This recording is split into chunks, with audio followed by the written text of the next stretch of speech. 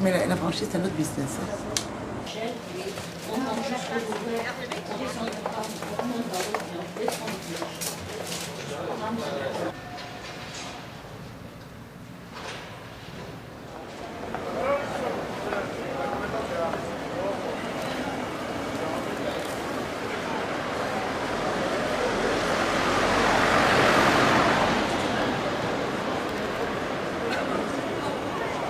Je ne savais pas qu'elle s'était appelée l'avenue de la Victoire, mais celle qu'on appelle aujourd'hui l'avenue Jean Médecin, principale artère commerçante de Nice, traverse toujours la ville du nord au sud et témoigne encore du passé par son architecture ou par son art de vivre.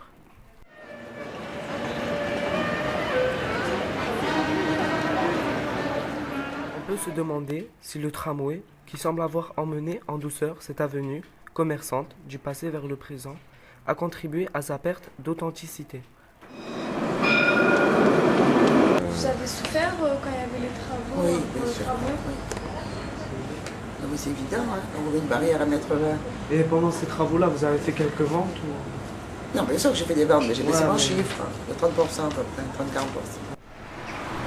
En effet, les franchises, les grandes surfaces, les magasins à succursales multiples, plus solides financièrement pour résister aux nuisances des travaux, ont, dans le meilleur des cas, remplacé le commerce traditionnel et uniformisé l'offre et les goûts de la clientèle. Mais parfois, la passion du métier réussit à forcer la fatalité du modernisme. Mon père avait loué un garage. La nuit, il faisait le pâte de fruits, dans la journée, il allait vendre. Et après, quand il a gagné de l'argent, il achetait un magasin. Il n'avait pas français hein, quand il est venu, mon père, en France. Ses parents, ils étaient boulangers chez Capone. Quand il était par le Capone, ils sont rentrés. On vendait ou alors ils vous tuaient. Quoi. Bon. Donc, il dormait chez le patron et il me disait qu'il se levait à 5 h du matin et qu'il regardait le chef, comment il travaillait. Mon père étant d'origine italienne, les filles ne devaient pas faire d'études avant. Il ne fallait pas qu'elle aille travailler chez les étrangers. Et vous avez un diplôme? Et l'argent, il ne faut pas besoin de diplôme. C'est mon frère maintenant qui est fabriqué. Est-ce que vous pouvez nous raconter un peu l'avenue Jean Médecin des années où vous avez commencé à travailler?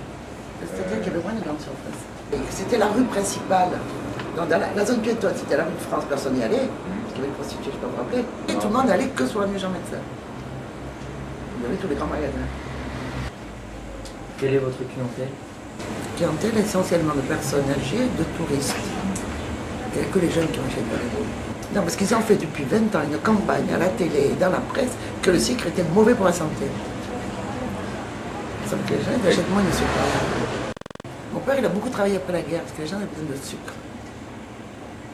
Et il a beaucoup travaillé quand ils ont fait les congés payés en 1936. Vous vendez aussi des boissons? Je vends tout. Parce que moi, quand j'étais jeune, les gens, ils ne mangeaient pas dans la rue, ils ne buvaient pas de boisson dans la rue, ça se faisait pas. Les clients ils sont contents de vos produits? Très. Je suis connue à Nice, c'est pas très confit. Les gens viennent de loin hein, acheter les mandarines confites. Et D'accord. ils faisaient les fruits confits ici dans le sud de la France parce qu'il y avait beaucoup de fruits ici avant. Et pour les conserver, les cuisiner parce qu'il n'y avait pas de frigo. Pardon, excusez-moi. C'est bon? C'est bon? Vous avez un site internet? Moi non. Mais ma nièce en a, j'ai une nièce. Qui a un site internet, mademoisellemela.com. Ah. Et elle vend de la confiserie, elle, sur internet. Bon d'accord, on admettra qu'on puisse combiner l'authenticité et le modernisme.